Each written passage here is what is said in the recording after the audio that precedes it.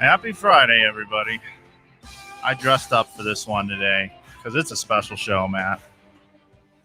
It is. We've got some exciting guests joining us today.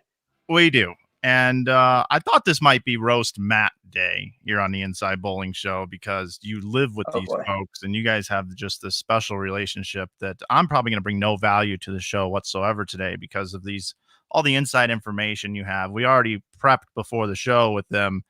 And I mean, you're giving kisses to the dogs through the internet and everything else. So today we have Bryan and Shannon O'Keefe on. Shannon's been on a lot recently on a lot of other streaming platforms through the Hammer page, Coolwick. I've seen her on a PWBA podcast with the USBC. But here on this show, we do things a little bit differently or try to bring newness to the world and a little more of a peek inside of people's lives. And as I like to say, talk less about bowling and more about things that just don't matter that all of us can deal with, whether we're tailgating before a football game or if we're playing Candyland or Chutes and Ladders with our best friends on a Friday or Saturday night or whatever it may be. So hopefully we'll be able to dive into some of that. And I'm really looking forward to the conversation that you guys are going to have together today because I'm going to learn a lot. And I know that our fans are probably going to really enjoy it. We are on episode 15 of our show, and we did announce earlier this week that we're going to do 40 of these shows and then evaluate. We hope to keep it going longer than that. Matt, how many shows would you like to see us do consecutively Monday through Friday for the duration? What's your number? You know, it's funny you say that because last night I had a phone call with someone and they said, hey, we'll see you tomorrow. And, we heard that you guys said you're going to do 40 of these, but I need another zero behind that. And I said, what? And they're like, yeah, I need another zero. I was like, you want 400 episodes of the Inside Bowling Show, Mike? So I think it's going to be mostly about what the viewers want. Do they want to see 400 episodes of Mike and Matt talking about nothing? So I guess we'll have to see. I want to do as many as everybody wants to do. So if people are liking it, then I'm always down to continue it. I will tell you, as we continue to do this show, we are building more steam. I mean, I'm getting more messages from people talking about, hey, this is a great show that you guys are doing. I'm starting to hear from people. I'm getting some critiques on what we could do better. We've got some new things we're going to introduce to the program next week. We have an action-packed day today, and I have to leave the show early today. Matt's going to take it home with the O'Keefes, and they're probably going to stay to the entire end of the program today. But there's a lot going on in our world, and I want to dive into that a little bit here. The first thing I need to say is today I have to leave the show early because USBC has a Sport of Bowling podcast number 3 today. And I encourage people to switch over to that after they're done watching our program today. I'm going to be on that show with Jean-Marc Manzione, Jason Thomas, who's one of the hardest workers in bowling and actually a guy that inspired me to want to start streaming. Guy's awesome. And he's going to be on that show today. Chad Murphy will be anchoring the program. And just announced late last night, Wendy McPherson will be on the show, which is one of the greatest all-time female bowlers of all time. The things that she did over in Japan when the tour folded and was able to make money over there and become a superstar over there. I'm looking forward to talking to her on that program, and hopefully I can hold my own there. But the lead here today, other than our guests, is, when I was a young kid, I fell in love with bowling. And just like many of you that watch our program, you have your own jobs, you have your own economical system within your household. But what I had to do is I had to determine what I was going to do for a career. And I started working in the bowling center at a young age. And I ran bowling centers for a long period of time, learned a lot, made mistakes, just like everybody has in their jobs. And also have had a lot of successes. I got an opportunity to go work with Storm Bowling Products for a couple of years. And I left to be a free agent and go out on my own and do something on my own. And I was given an unbelievable opportunity, May the 1st, 2015, with Ebonite International, Randy Schickert and the folks over there. And there's recently been the buyout with Brunswick, and they gave us the opportunity to continue on with our contract. We've been posting for 4 iconic brands on social media since May 1st of 2015. If you would have told me when I was a little kid bowling on my coffee table, I'm watching women's professional bowling or men's professional bowling, that one day these iconic brands of bowling balls that I would go to the grocery store and buy Cinch or Windex or ammonia or acetone to clean my bowling balls, which I know is a no-no now, but at the time it was a really big deal to me, these brands. If you would have told me when I was 16 years old, 15 years old, whatever it is, that I would have had the opportunity to represent those brands for 5 years straight, every day in the space for what is 1,826 days with leap years in there, and that we would have been able to, as a company, Inside Bowling, to show up every day and post something on their behalf and spread the message about their brands on social media, I would have had to pinch myself and say, you're lying. And that is exactly what we've been able to do and the career path that we've been able to carve out. And I've been able to bring a lot of people on board with our company to help enhance those brands and do more. And when Brunswick took over and bought out Ebonite International, they decided to keep us on board because they appreciated the work we were doing and the relationships that I've built over the years with the folks at Brunswick even. And I cannot thank them enough for that opportunity. And we were in negotiation of having a deal done going into this year, this new year. Our contract was up April the 30th, which was yesterday. And because of coronavirus, they've had to lay off a bunch of people and furlough a lot of people, I should say. That's the correct term. And we don't know what the world's going to get back to. And I know a lot of you that watch this program are dealing with the exact same thing in your life, whether you've lost your job, you know someone that has, maybe a child had to move back in with you. Maybe you had to borrow money from a relative who's doing better than you are. I don't know what your lives, how they've been affected. But in our particular business, Brunswick, the Brunswick family of brands of 7 brands, that's a large part of our revenue model here. And because of coronavirus and because of what they've had to do, they didn't want to do this, but we are currently not involved with that anymore. So the Baltimore Orioles have a guy by the name of Kyle Ripken, who Danny Wiseman just lost to, by the way, and he's going to be our guest next Friday in the Baltimore March Madness bracket, most popular athlete of all time. Little plug for Danny in our show next Friday. But Kyle Ripken Jr. played in 2,632 consecutive games with the Baltimore Orioles. And we posted for 1,800, and I believe it's 26 days with leap year in a row for these brands. And it was an absolute honor. And I want to thank Randy Schickert and all the folks that worked at Ebonite International, too many to mention, and the folks at Brunswick for continuing our contract when we didn't have to and keeping the door open in the future for what can possibly happen with them. Our door's still open. They're leaving that door open. And when the world resumes back to things, maybe we'll go back to posting for those brands. But I wanted to take a minute and give a heartfelt thank you. I have not worn a collared shirt on this broadcast yet in 15 episodes. And today I dressed up for the occasion. I also haven't branded myself with any brands because we've been having a lot of guests on across all the different brands. And because we don't know what our future looks like, we're trying to be Switzerland as much as possible. And I want to thank Brunswick for the opportunity for that as well. And one other fun fact here is the Baltimore Orioles. What are their colors? Matt, you want to come back on the screen? What are the colors of the Baltimore Orioles? Oh boy, they have orange is one of their colors. Yeah. And white. Yep, and black. Yeah, and they got a little black in there too. And I find it completely interesting that Cal Ripken's streak and our company and the Baltimore Orioles have the same colors. Yeah. Man, really touching my heart. So I had to address this because, ultimately this is a business for us. We like to have fun, but everybody's got to put food on the table, and that is our business that we have. And I wanted to address it today because it's top of mind. It's top of mind. I really feel like Cal Ripken did, I think, when he didn't see his name on the scorecard that next game when he wasn't going to play.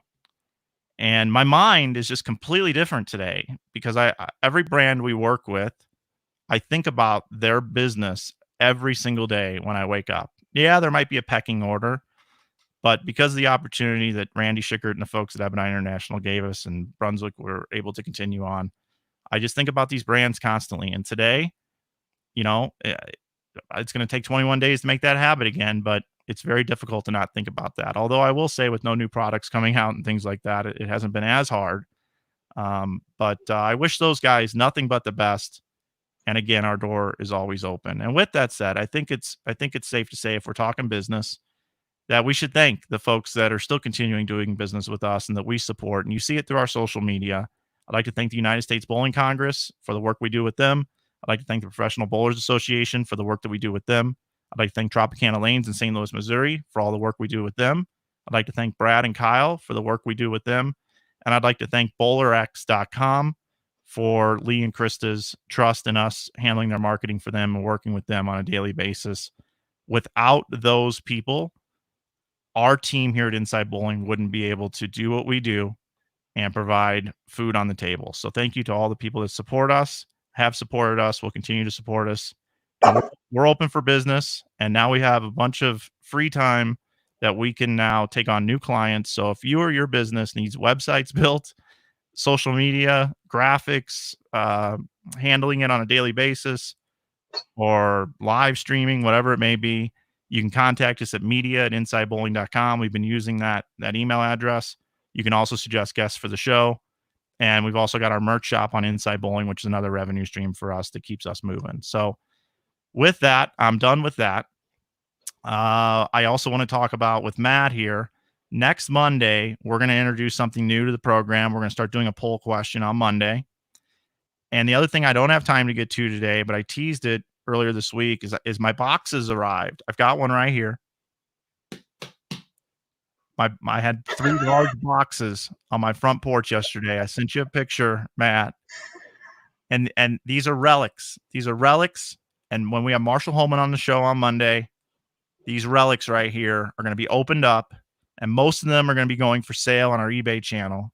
And I think people are going to really like what I have behind me. I have a big box here and 2 more in the garage, and I can't wait to open them. So Monday, poll question. We're going to open this stuff on the air. We're going to convince Marshall Holman. He's going to pick all left-handers for the PBA League, for the Milwaukee what is it? It's the Brew City Ballers. Yeah.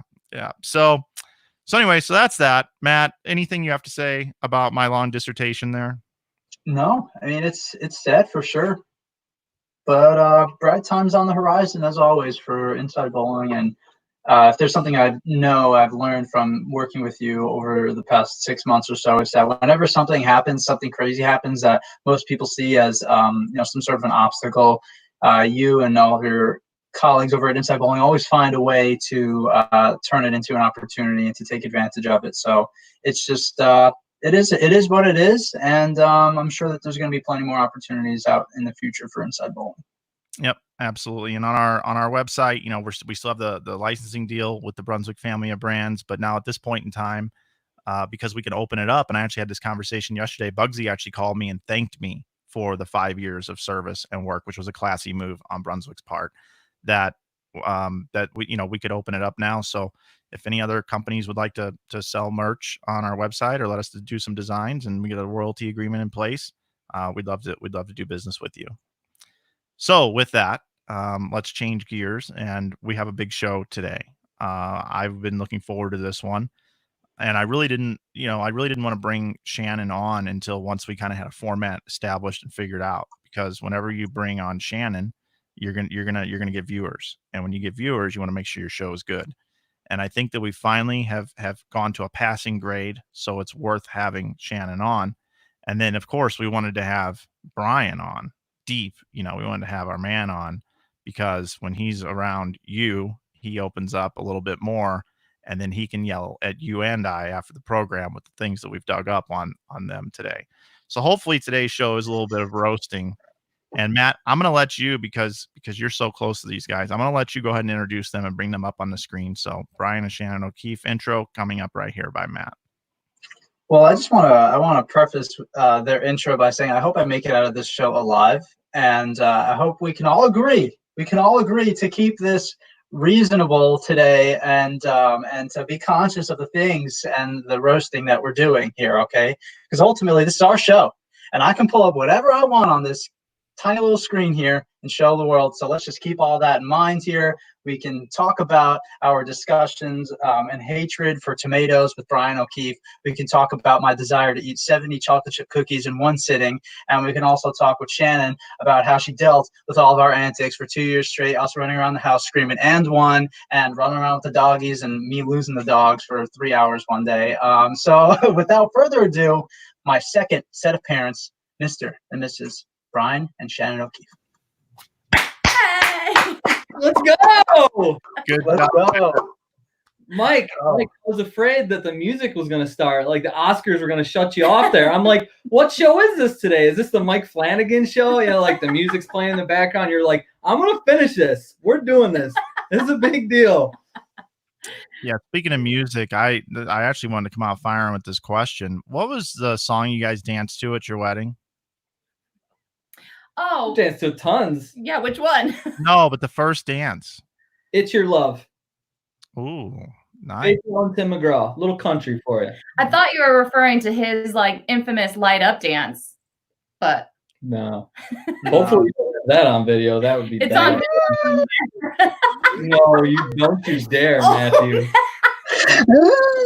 I don't know. Well, we're going to have some fun today on the show. And I just wanted to let everybody know that Bryan and Shannon have a really cool relationship in the fact that besides from just being husband and wife and being able to accomplish a lot of things personally, they also accomplished a lot of things out on the PWBA tour. They accomplished a lot of things together with Team USA. They accomplished a lot of things together at their main job with McKendree University. You guys have so much going on. So what have you guys been doing to stay busy? I'm sure with all the different avenues that you guys live within, it's still been busy recently. So what have you guys been up to? And what have you guys been doing to stay busy? Well, it obviously has been challenging. We're so used to being on the road nonstop. Once the collegiate season starts, when the kids come back to school in August, we're nonstop until like the last 2 or 3 weeks of December, and then January 1st hits, and it's nonstop again until the last couple weeks of December again. So we're just used to being on the road all the time, whether it's with our kids, Team USA, the PWBA, all sorts of things like that. So it's so bizarre to be home for this long. The good thing is we're so used to our lives always kind of being on top of each other because we do everything together that this just kind of feels like normal life as far as being in the house together all the time. But I do miss traveling. But for me, I've been picking up my workouts. I've been doing a lot more of that and getting into a very crazy structured routine. And loving on the dogs. That's really it. I saw you post yesterday. How many miles did you run during the month of April? 142.5. So let's Bryan. Well, That was 142.5 more than me. Yeah, I was going to say, Deep, you had to have gotten to 150 then. Yeah, no, she nipped me by 142.5 miles. Running. Just running, though. You know me, Matthew. Right. I'm the walking. I know. You know, But we recently got like a stationary bike, and yesterday he biked 12 miles. A few days before that, he's been biking 10 miles. So he's blowing me out of the water. So okay. Yeah, the running thing, you know, when you carry around this piece of machinery here, it's just hard to keep everything running smoothly. And so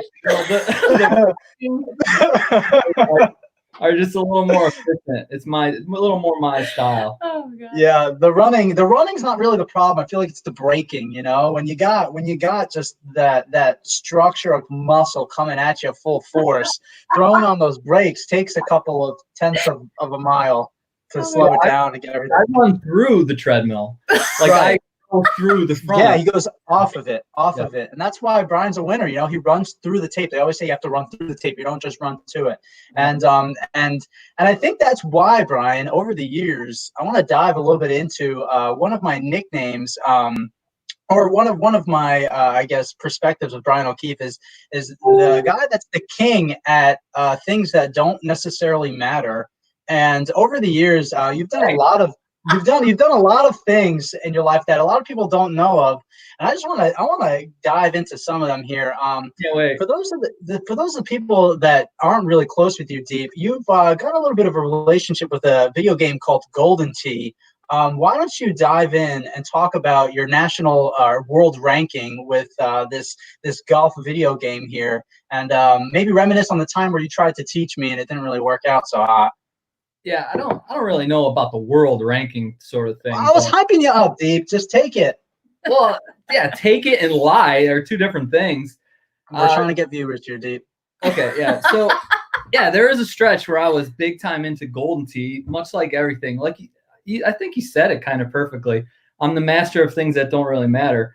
But, yeah, Golden Tee, I played it a ton, so much so that Shan would just be like, why don't you just buy the machine? The amount that you've spent and you've played, you might as well just buy it. Yeah. And so they used to have these monthly tournaments every month if your Golden Tee was like online and connected online. And this was before a Golden Tee Live came out. So we're going back before that for any Golden Tee lovers out there.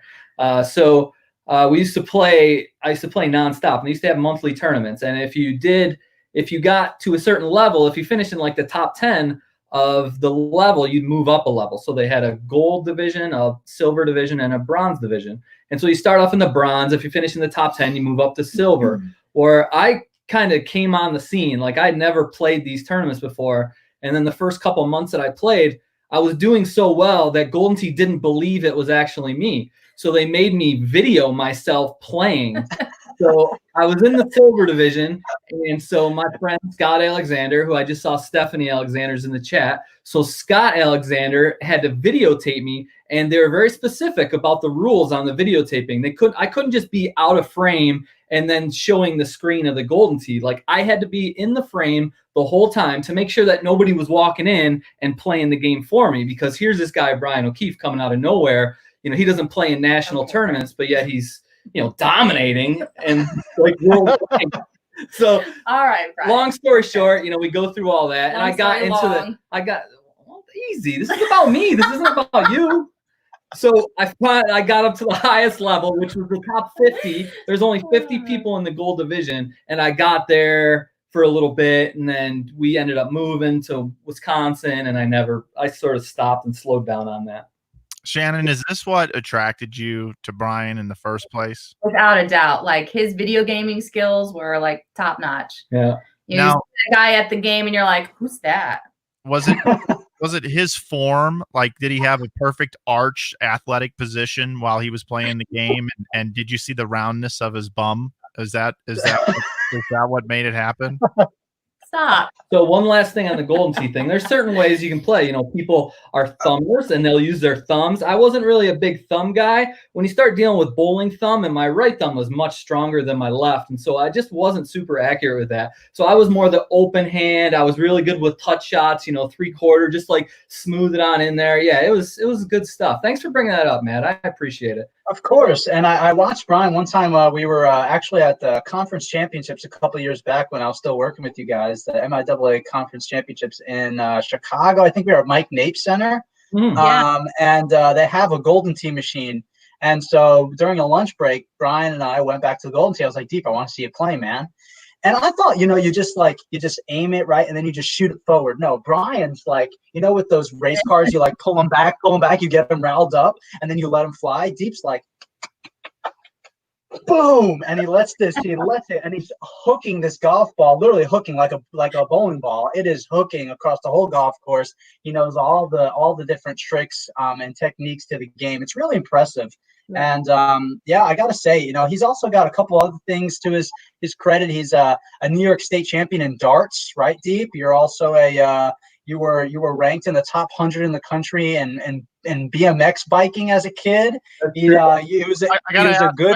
gotta ask, what type of bike did you have? Did you have like a Haro or a Dyno or a Mongoose? I had a Kuwahara. Okay, all right. Have you ever seen the movie Rad Racing? Of course. So Coach Andy Dirk, who coaches Mount Mercy. So Andy was a big, BMX guy as well. And so Andy actually just got a jersey with the RAD logo. He just sent me a text. He was all pumped about it. But of course, RAD, yeah, that's like the bike movie for kids that grew up in the 80s. So most certainly I remember that. Yeah, I had a Kuwahara. I had thin little wheels. The bike weighed like 4 pounds. You're trying to get it as light as possible. Mom and dad would take me around everywhere in the Northeast, go up into Canada, come back across the border with these gigantic trophies sticking out the window. I was actually pretty good at it, but then I broke my arm one time. I was an only child. Mom was like, "You'd be breaking stuff. We ain't doing it."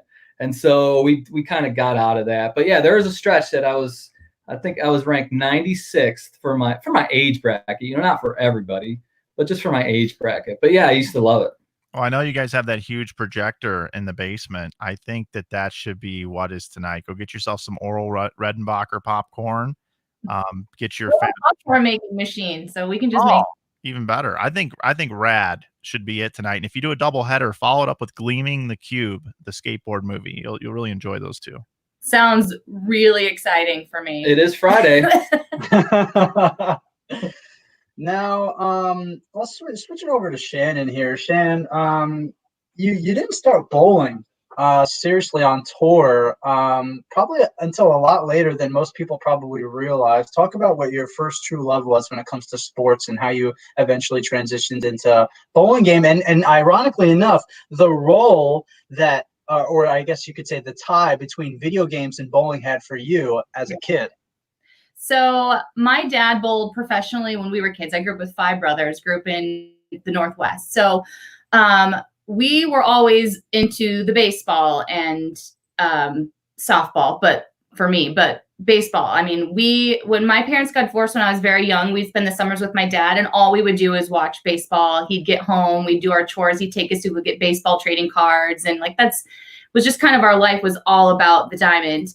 And but my dad bowled when we were younger, but he would go bowl regionals and he would make money, and he would stop at Toys R Us and he would buy us video games for our ColecoVision. And we just thought my dad won video games when he bowled. And so anyways, my dad would work in the bowling center on weekends, and we would go with him, and we would just go play in the arcade and play all the video games. We didn't care about bowling. I played softball up until I was like 19. I played at a very high competitive level, played in college, and I started bowling when I was 16. And I really started bowling when I was 16 because my little brother had started bowling like a year earlier, and I thought it'd be something really great for him and I to do together. And that's when bowling really started to kind of take over. I love softball. Watching the Softball College World Series is like my favorite thing to watch on TV. Bryan watches it with me every year. But the transition from softball to bowling was more that I was starting at a young age to have tendonitis in my shoulder, starting to have some issues in my knees. I'd broken both ankles twice. And so bowling to me was something that I thought I could do like longevity for the rest of my life. At the time, there wasn't professional women's softball, so that wasn't even an avenue for me. It was once college is over, then what am I going to do? And I've been an athlete my whole life, playing lots of different sports. And so bowling was that avenue for me to continue to be competitive. And so I bowled a little bit on the PWBA tour before it folded in 2003. My first PWBA event, I had only been bowling for 2.5 years and decided it was a good idea to go bowl against the best in the world. I don't know what I was thinking. I was terrible. But that kind of drew me in even more, that this is what I wanted. And so, yeah, that's how it works. Well, that's crazy. That's an amazing story. I think it's so cool to see how, a lot of people maybe feel like they get too late of a start and they don't have enough time, or they can make it and they can catch up. But I think you serve as a great example for a lot of people that, hey, if you don't you don't decide that bowling is necessarily for you until maybe you're in your early 20s, and, you can still practice, work hard like you have, and you can make up that ground and get out there and become one of the best in the world. 100%. I think that if you are disciplined enough and dedicated enough that you can be great in anything. But most people quit because it becomes too hard to continue making the sacrifices that are necessary in order to reach those levels. I know that seems like pretty brutal, but that's really what it boils down to. I think you can be great at anything that you put your mind, heart, and soul into. And for me, I've always, once I started bowling and was bit by that, I had the desire to be the best in the world. And I feel like I've come close to that. But then once you achieve that, then, there's always more that you want to achieve. So hence why I'm taking this time over this break to really continue to put work in to my physique, because I'm 41. These young girls on tour are 41. They're good. And my edge is to be physically fit to where my endurance is what's going to continue to help me to execute to the best of my ability. Then I don't take that lightly. I got to jump in here for a minute. Oh God. Okay. Yesterday we talked to EJ Tackett about Dick Weber. The tour was founded in 1959, and Dick Weber was 31 years old when he started to become a professional bowler, because that's just when the tour was founded. I didn't know that. He won 30 times from age 31 on. EJ Tackett's 27. We talked about it yesterday on the show. He's won 13 times already. If he wins 5 more times between now and the age of 31, he'll have 18 titles when Dick Weber was just starting. If he has the same career as Dick Weber moving forward, he would end with 48 titles. I think this ties in nicely here, because with no tour, Dick Weber had no tour. And if you look at your situation, Shannon, a little bit different, but what you've been able to do in the prime of a normal person's career, but you had to figure it out. Liz won Player of the Year the first 3 years, and you had to sit there and you had success. But what you were able to do with your formulation of what you had to do to get prepared and ready to be Player of the Year back-to-back years, and you still don't believe that you've reached the pinnacle and that you are the best right now, is interesting to me, that you're so humble about it. But you are the best. I mean, you can seriously sit there and say to yourself, you are the best female bowler on the planet right now. You're the person to beat. And I want to reach out to Bryan here, because I know he's a statistician. I mean, he analyzes everything to death. Bryan, could you tell our audience some of the things that Shannon has been able to do over the last couple of years that are outstanding performances, and I believe some of those things that nobody's ever done in the history of the PWBA? We've talked about it before. All right. Well, really quick, I'm going to take a time out for me, because Bryan and Matt know that coffee makes me need to go to the restroom, and him talking about me at times embarrasses me. So I'll be right back. Okay. Yeah, no, it's finally we got the show to how we wanted it. Yeah, boy. No, yeah, it's awesome that you say those things, Mike. Being along by her side and sleeping in the same bed every night and working together every day, you kind of forget. It's just like part of what we do. Last year, the end of the year was coming, and I talked with Chad Murphy a few times, and Chad's like, do you even know really what's going on right now? I'm like, what do you mean? He's like, the run that Shannon's on is, I'm not even sure. I haven't looked up the numbers, but I'm not sure if it's been done before. And so I was like, well, let's take a look at that. And I just for fun, the season was over. We got some downtime for like a week before the kids tournaments start coming in for college. So yeah, you mentioned some of her streaks.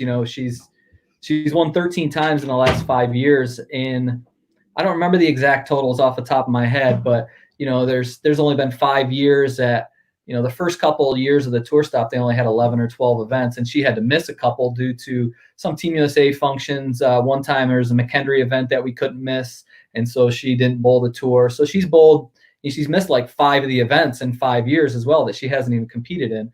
So she's winning at, if my math remembers right, it's close to like a 12 or 13% clip. Over the last couple of years, she's winning at like a 20% clip. So you start looking at numbers not only on the PWBA side, you start looking even on the PBA side, and believe it or not, her numbers are actually better than Jason's right now. At Jason's best streak, her numbers are actually better from a percentage wise. So you start thinking about that. And, I said to her one day on the couch, I was like, Shannon, are you aware of what you're doing? I'm looking up some of this stuff. And she's like, oh, what? And I was like, no, I don't even want to tell you because I don't want you freaking out about it. She's like, I'm not going to freak out. Just tell me. So that's how I sounded. Matt. Yeah. Yeah. Yep. So I start rattling this off. I start talking about, you've made out of the last, 5 years, the last 2 years in particular, you've made 6 out of the 8 major television shows, and you've won at this percentage. And so I'm just sort of rattling off some things. You've made 60% of the major shows since the tour has been relaunched in 5 years. And so I'm rattling these numbers off, and I look over and she's bawling. Tears are rolling down her face. I'm like, oh yeah, you're not going to freak out. Okay, but let me tell you why. Bryan and I, it's really weird to go back and look at the things that you've accomplished when you're still in the middle of your career, when you still feel like you have so much more to accomplish. And so for me, I'm in the middle of it, right? And so to go back and reflect on this stuff, I feel like you do that more when you retire. And so we have more the workman type mentality. If I win a tournament, we always go to Buffalo Wild Wings because that's my favorite. And then we get on a plane Sunday morning and we come home, and kind of Sundays are chill out, do laundry.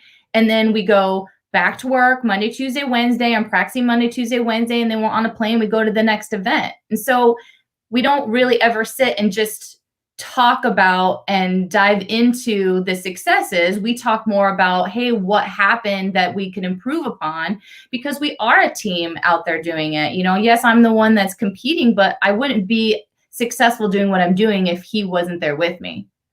Yeah, you're like entrepreneurs. You're never done. So for me personally as well, when you stop for a minute from this constant push of wanting to get better and it's never good enough, until you're averaging 300 every event and winning every title on tour, you're not done. Yeah. In the same way with being an entrepreneur, you're never done. But every once in a while, when you do sit back and sit down and reflect on what you've been able to accomplish, Totally freaks me out. it does, because you don't know what to do, because you're proud. You start thinking about all the people that helped put you there. Yeah. Because nothing comes easy without help. You have to have a network of people that help put you there. And you guys have that. We all do. All people that are doing anything that's successful have that. And then it starts to become very humbling. And to think that many people help put you there and rise you up and believed in you is when all the emotion starts to come out, at least personally for me. And I think that's probably what happens for you too, right, Shannon? I think you said it perfectly. It was just this complete overwhelming thing that, I've watched these women on tour. There's these women that are in the Hall of Fame that paved the way for me, that I have idolized my entire career. Some of them I still get to compete against week in and week out. And to then all of a sudden have my name thrown in there right along with them. I never really thought of myself that way. I'm always thinking of myself as like, I have to run it down. I have to chase it. Versus, I've gotten to that point. And it was very overwhelming and not scary, but very humbling, like you said, that, wow, all those years of, people maybe not understanding the amount of time that I put into the center, missing friends' dinners or birthday parties, or just going to hang out with the girls and choosing to spend hours in the bowling center and be in tears because I'm working so hard to accomplish something and it's not where I feel that it should be. And to see that all that hard work is paying off, it is such a blessing. Yeah, and thankfully for the USBC and BPAA for getting the powers that be together and bringing back the PWBA tour, because if not, all the girls in Shan, you can even take Liz with that, Liz and Kelly and Shannon Plahowski, all the girls around that same age that for the majority of their prime, I guess you could call it, even though bowling, your prime goes into your 30s and sometimes into your 40s and, in some cases into your 50s. Not your typical prime where, they say baseball prime is like 27 years old. So bowling, obviously not quite like that. But you had so many girls that, you know, the questions of where would they be if the tour never kind of folded. But thankfully, with the powers that be and the people in decision-making places to make that decision to bring it back, so that, you know, we could be sitting here talking about some of the things that she's done. Pretty incredible stuff. Yeah, definitely. I think two things that I want to follow up with that on is Buffalo Wild Wings. You mentioned. What is your sauce of choice? I like the garlic parmesan and the honey barbecue. I always do half and half. Okay, bone in. I like bone in. I like the traditional wing. Every once in a while I'll go boneless, but I don't love the breading on the boneless. So also always extra celery and carrots. Yes. And ranch on the side. Ranch. Okay. All right. It's like clockwork. From where I'm from, I tend to be because I'll eat any chicken wing, but I like really, really good chicken wings. And, you know, I enjoy wild wings. I have to get them like on the crispy side. I like that nice crisp skin. I don't want it soggy or anything like that, but I'm just a mild guy, very simple. Don't give me all the craziness, you know, teriyaki. Just give me a good buffalo wing with a good sauce on it, and I'm happy. Yeah, don't overdo it or anything, like play a golden tee game and have to go all these extreme measures and stuff. But, you know, with the food, let's just keep it real simple. Huh? Yeah, exactly. I think the other thing is, you know, we are in the middle of this pandemic, and we try not to talk about it too much on this show. But speaking about your career and no tour and things like that, here's a person who has dominated the tour over the last 2 years, getting ready to go in for the three-peat, the Michael Jordan thing that's going on right now. He's known for the three-peat. Jason Couch winning 3 tournament champions. Liz Johnson won the first 3 players of the year on the PWBA tour. And you were gearing up for this season, getting ready to try to three-peat is the goal. And now we have this pandemic. So here's another example of where in your career you aren't able to, or you're being affected more so in the prime of when you were bowling your best. How have you guys thought about that, or how are you guys processing that right now? I definitely have days where I'm frustrated by it, but I think the thing that is holding me together is that I have a really strong faith in God. I always have. And I'm so grateful for him loving me and blessing me and us. You know, we wouldn't be sitting where we are without that relationship. I truly believe that. And so I just know that he has a plan. And when I'm feeling anxious, I just always, you know, turn to him and have him, you know, kind of help me and comfort me. And I just want to be able to continue to share his love to others. And he will bless me in ways that he feels is necessary, and maybe help continue my bowling career to where I can continue to reach other people with his love. So I do have moments like everybody, you know, you'll stir crazy, but he has a plan for all this. And I know it seems crazy, but you know, that's what faith is believing that good will come out of the unknown, and we don't have to know everything. And so for me, it's just leaning on that. Yeah, it is what it is here. Guys, I only have a few minutes left on the program, and then I know you guys are going to do a deep dive. We have a lot of questions coming in about collegiate bowling and those sorts of things, which you guys are experts at, and your record speaks for itself. But I did have a clip today. We do like to have some fun on this program. And before I get out of here, oh gosh, I think we need to bring up a clip here. I had the pleasure one night of letting the guard down with you guys, and we were, and we had a good time that night. And I got to hang out with you guys for the first time. And then, no. Yeah, we have we were at Brew Brothers, which is a place where a lot of people like to hang out, and we'd like to just play this quick clip of the guy that's good at just about everything. This is Bryan at Brew Brothers.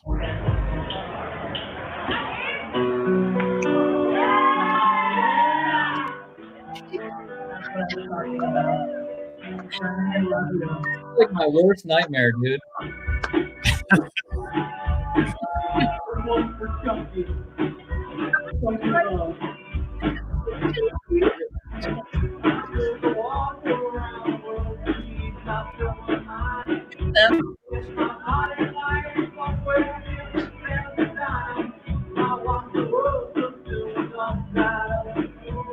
Good too, Mel.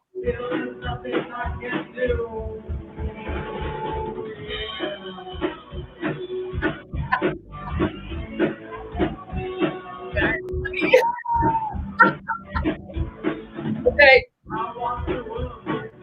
Oh man, I can't. that was I great. forgot all about that. I really forgot about that. Okay, well, really quick, let me even tell you how that even happened. So we were in Reno for the Queens, and so we're there for like a week. So we were walking through. I would think we were going from Circus over to the El Dorado or something. So we passed Brew Brothers. And I was like, oh, they have live karaoke with a live band. Like, we should do this. So I was on Tuesday nights. And Bryan just was like, oh, yeah, if any of you EBI girls make the TV show for the Queens, then we'll do it. And I was like, all right. So then I make the show and Stephanie makes the show. And so it's the night of the live karaoke and everybody is there and they're texting us. And Bryan's like, no, I'm not doing that. We're not going. And we went. And we went. So much fun. Yeah. So one quick thing on the karaoke, then we'll drop the karaoke. So I enjoy karaoke, but it was in my olden days where maybe if I tipped maybe a couple extra back, that would be the time that I would get in front of a mic and I would just go to town.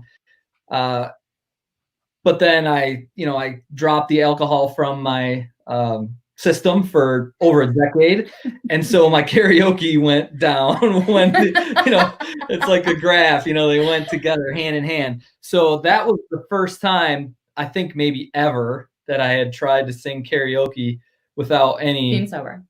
aiming fluid in my body. Well, here's the thing. I'll end with this before I got to go. I was thoroughly impressed with the two songs that you sang that night. I thought you did an excellent job, Bryan. Oh, thank you, Michael. And I wish I had more time on this program today, but I know you guys are going to handle it going out here. The other thing that I do want to say about the two of you is we've worked together on Shannon's personal profiles on social media and things like that. And I'm really proud of the work and the effort that you've put in to not only to help build your own brand, but to turn more people onto bowling. Your Tip Tuesday is getting 50,000 views, some of them 100,000 views, is doing a lot of good for bowling. And everybody really appreciates the work that you do there. And Bryan, I idolized you as a kid going up to strike and spare lanes and watching the collegiate match games in St. Louis and watching you bowl with guys like Jeff Beasley and some of the other Ryan Kretschmer and those different guys that you bowled with. I'm forgetting some, but when you were anchoring that team, it's one of the reasons why I continued wanting to go bowl collegiate and wanted to try to aspire to be a professional bowler. And I couldn't get there to be a professional bowler, but I could at least be around it as much as I possibly can. I appreciate you coming on the show. You guys are both inspirations. I got to get out of here. Matt, thanks for taking over the show. Mike. Love you guys. Appreciate it. Love you. Thanks for the kind words, buddy. Oh, Matt. Well, guys, it's time to run the show into the ground. How much time we got? 2 hours? Yeah, we got about like another two and a half. All All right. Let's do this. Yeah. But man, that was cool stuff. A lot of people I don't think know that Deep is a great singer. Deep's got he's got some pipes on him and he can really belt out. You guys, one of your favorite movies is what I can't remember the name of Greatest Showman. Is that the name of the movie? Yeah, great scene. Good yeah, stuff. it's a great movie. So so what do you guys now? Actually, let's get to some of these questions before I start asking my questions. Let's get to one of these. I saw someone, Roy Reg here. I hope I'm pronouncing his name right. Said, do you see bowling growing in the NCAA top 5 conferences at all? What would be done to inject bowling into the NCAA? That's a great question. Everybody inside of it, I think, hopes that one day that will happen. It hasn't happened as of yet. There's 2 Power 5 conferences, if you will, that support collegiate bowling. That's Vanderbilt and Nebraska. There's been some rumblings in the past of a few others that were looking at picking it up, but for whatever reason, they decided to go a different route. So we'll see. I hope. I think that'll only be greater for the sport if it gets into, the sport's doing great as it is, college bowling. It is continuing to grow. It's just continuing to grow more on the D2, D3 level, not necessarily in the Power 5 big conferences. So if we could make that step, get some athletic directors around the country to see the worth of it and see that, it can bring something to the university, then hopefully that's what can happen. But yeah, that's one of the areas that, the sport is lacking, of having the college names that everybody knows, Alabama, Michigan, take all those Power 5 schools.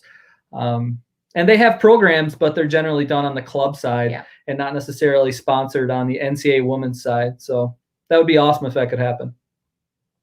Yeah, and speaking of college bowling here, I'm going to reach into my drawer right here, actually, and I want you guys to talk a little bit about something. That's so heavy. I don't even know if I can hold it anymore, but it's I put a little bit of ice here. Pull out some ice. Bryan's about to get out of his seat and throw his whole hand up here. But I want you guys to talk a little about. I was there for 2 years, so obviously I saw it firsthand. But McKendree University became the first D2 school to ever win a bowling NCAA national championship. Yeah. Sweeping the University of Nebraska on the telecast. You guys had 4-0. 4-0. Oh, yo, man. What's that? God, put me to shame here. So it's been a really, you guys have done incredible things. I know when you guys first took over the program, you're like, okay, the goal was 5 years. Hopefully within 5 years, you guys can become real contenders for the national championship. And you guys won your first national championship 3 years into being there at McKendree. What did you guys do to turn a small D2 private school that probably doesn't have nearly as much funding as some of these other D1 programs? It doesn't have necessarily or didn't have as many scholarships when you guys were getting started.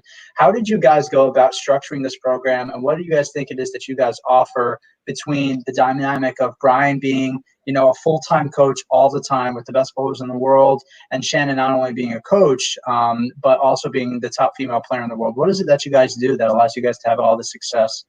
I'll start real quick, man, okay. and then I'll turn it over to Shannon, because it's, you're talking more of the girl side and the NCAA side. But our guys, technically won our second year, so it was even a little quicker than that. That NCAA championship, like you said, that was 3 year three. But the guys were fortunate enough to win the ITCs in year 2. I think there's a lot of things that play a factor. Number one, it took an incredible athletic director that was willing to take a risk, bringing in a husband and wife team. Not every husband and wife can literally sit back to back in the same office, drive in the same car, be together 24/7 in order to, get the job done and have a respectful, loving relationship along with that. And so I think that was a big part of it. So grateful for McKendree University, the president at the time, and an athletic director to bring us in and see the vision that we saw. Then obviously the support, the support of the school. Like you said, we may not have the biggest budget, but I think it's bringing in the right kids that take pride in not all the bling and the garb that you may get, that we're just going to come in and we're just going to work hard and we're just going to outwork everybody. I think is really kind of what they bought into. And then it takes young ladies that are willing to work harder than maybe they ever thought possible. Obviously, I have a really strong work ethic, and Bryan always reminds me that I'm the exception. I'm not the norm. And so there's times that I may be really frustrated if some of the girls have struggle with spares at a tournament, and then they're still struggling with spares. And then I ask them, hey, how many of you guys are working on it on your own outside of our structured practices? And when they say they're not, I get really frustrated by that. And Bryan has to remind me that, they're just kids and they're not you. But I just want them to be the best. So I think it's, us pushing them to limits that they never thought possible. Bryan's incredible coaching ability. I know you call him the genie. He sees things before anybody in the building, and he'll make quick decisions with 2 frames left to maybe turn a match around for us to beat, our opponent. It's quite incredible. But you also have to have that respect of your players to where they are all in and they believe in what you're saying and what you're seeing, and that they're willing to do it. And we have that. It takes the right kids saying yes at the right time. And it takes, as you kind of mentioned, structure. Our practices and our program is very structured. And I think the kids hear me say it more than anything else. You get out of it what you put into it, and that's just life. And so if we're wanting to be the best in the country, then you have to work like you're the best in the country, or you have to work like you're not the best in the country to continue to be the best in the country. And I'll add one thing to that. So there's a saying in the college football world, excuse me, probably even in college basketball as well. And it goes like, it's not about the X's and the O's. It's about the Jimmies and the Joes. Yeah. So what does that mean? It pretty much means that I don't care how good of a coach anyone is, if you're not getting the type of player and the type of athlete that can take you to that level to begin with, you're not going to get there. So to add to what Shane said, it takes some incredibly talented athletes to start when they come in. And thankfully enough, they saw our vision, they've seen our vision, they want to continue to, improve upon, what we're doing, and hopefully, turn this program into a dynasty. And so it takes incredible athletes, but then once again, it takes that work ethic as well. And then I'll just add one more piece to it. I mean, Matt, you're like our kid. Bryan and I don't have children of our own. And so I believe that this was God's way of blessing us to just love kids and to raise kids for 4 years. And so our kids at McKendree really are our children. We love them. It's our job to make sure we're holding them accountable. It's our job to just help them grow in this process, but also love on them immense amounts. And we create an extremely safe environment for them to really, truly be themselves without fear of judgment from their peers. And I think that if you can really create that environment is when you really see people grow. Yeah, I totally agree. And what you guys have done with McKendree kind of reminds me of the movie Moneyball, where, they take the Oakland Athletics and, they've got this roster that people aren't really necessarily sure about. And they don't have all the resources that some of the other big names in baseball have, and they find a way. And I think that, you guys are just another real life example of you guys always finding a way to make sure that you can give yourself, and as Bryan always says, to stack the deck in your favor, to give you guys yourselves the best chance of winning. And I think I want to close with this one question. We talk a lot in bowling about being sharp, and we talk a lot about, practicing and honing your craft and making sure you're always sharp. And I guess in bowling that translates to being a good spare shooter, being a good shot maker when it matters, being versatile. When it comes to ball repping and coaching, do you guys feel like this a little time off here, maybe specifically for you, Bryan, like you nonstop? I know you're nonstop looking at a bowling lane and ball motion. Same goes for you, Shannon, especially as a bowler and as a coach. With this time off, are you guys going to get dull when it comes to seeing ball motion and seeing a lane? Does it work like that? Or are you kind of just like, you're always ready to go, you're always good to go? Yeah, no, that's a great question. I don't know the answer. I haven't had, 6 weeks off in 6 years. So I don't know the answer. I hope not. I don't think it'll completely go away. I mean, the thing is, if it does go away a little bit and I'm a little rusty, well, everybody else is going to be rusty as well. So at least we're all in the same boat. But yeah, if you would have told me a month and a half ago that I was going to get 6 weeks off from, watching a bowling ball go down the lane, I would have been like, yeah, sign me up. Because, just the nonstop 11 and a half months out of the year of doing it, it can get a little crazy. But now that I've had it, I'm like, let's go. Yeah. I'm ready. So I can't wait for things to get back to whatever normal looks like, the new normal. But bowling will continue on, and I'll watch bowling balls go down the lane, and she'll throw bowling balls down the lane, and our kids will throw bowling balls down the lane, and hopefully we can just win a lot more. That's great. And actually, I want you guys to hold on a second. I do want to talk about one other thing. So just give me 1 second. Hold it down there for me. I've got something here that bonds us from a long time ago. This was when I was really honestly still a kid, and it's this shirt right here. Yes. And I actually was planning on wearing it today, but I totally forgot.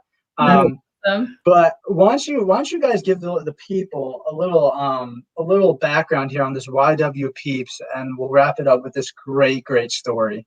Well, really quick, I thought you were going to pull out his keys that the police department still has. No, we'll have to have you guys back on again, and we'll have a full episode dedicated to Bryan and Shannon not having keys to their car for the last 3.5 years. Still in evidence. Still, Oh my God, it's hilarious. Not really, but it's funny. sorry. So YW Peeps. So I don't even really know how it started, I think Matt, it was over honestly. breakfast. It was on the way back from Junior Gold, or it was something. But This is, let me set the scene here. This Okay. was, I forget what year. This was 2014, I believe. And the three of us, Greg Young and Jason Milligan, went up to bowl the Ozarks together. And on the car ride there, we couldn't understand that why everybody and anybody on the sun was getting sponsored by every company that there was. Yeah. You know, like any company, right? So that's where Bryan came up with this brilliant idea called YW Peeps. Yeah. So, you know, it So seemed like funny. if the bowling industry sold it, people were on staff. So, you know, someone would be on rosin staff, and some people would be, you know, on shoe brush staff. You know, if there was a company that sold a bowling product, they were on staff.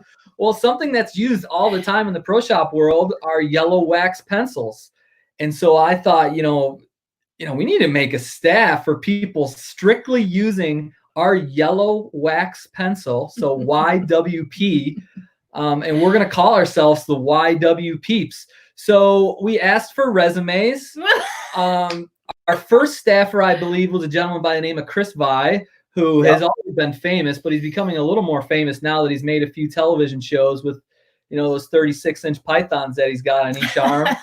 So, you know, having a good-looking stud in our corner, and Chris, you know, he was a great spokesperson. I think he came in as our secretary or treasurer of YW. Yeah, we all had Titles. You know, titles. I was the only like professional staff member, I think, at the time. Yeah, that's right. You're a national staff member. Chris was, we signed him to like a regional staff. Getting into college ranks. So we put out the resumes, and believe it or not, we had people sending in resumes like, hey, I want to be a part of your staff. They didn't even know what it was. Yeah. We didn't even tell people what it was. We just said YW Peeps. People just sending resumes blindly, not even knowing what it was, wanting to be on staff. So it just proved the point of our 10-hour-long car ride up to the Ozarks that, you know, people just sometimes get a little crazy when it comes to the staff, you know, situation. And so it was a lot of fun. You guys had shirts made. Yeah, Chris Vi designed these shirts. We had a Gmail account where all of our resumes were being sent to. It got shut down because we got so many resumes sent to that Gmail thought it was spam. Yeah, we have a slogan. What's our slogan? It says, it's not about the size of the pencil that counts, it's the color. Hashtag YW Peeps. And so this was a great time. Just one of the thousands and thousands of memories that we all have together. Bryan, Shannon, I want to thank you guys for coming on so much today.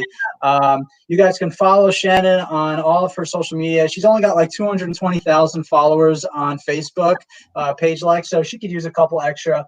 Deep, if you're looking for Bryan's Twitter, it's with the sideways profile picture. You still can't figure it out 5.5 years later. So maybe one of these days we'll get around to helping him out now that we've got a little more time on our hands. I want to thank you guys a ton for joining, and we're gonna have to have you guys back on again because we didn't even scratch the surface here of all the stories that we have.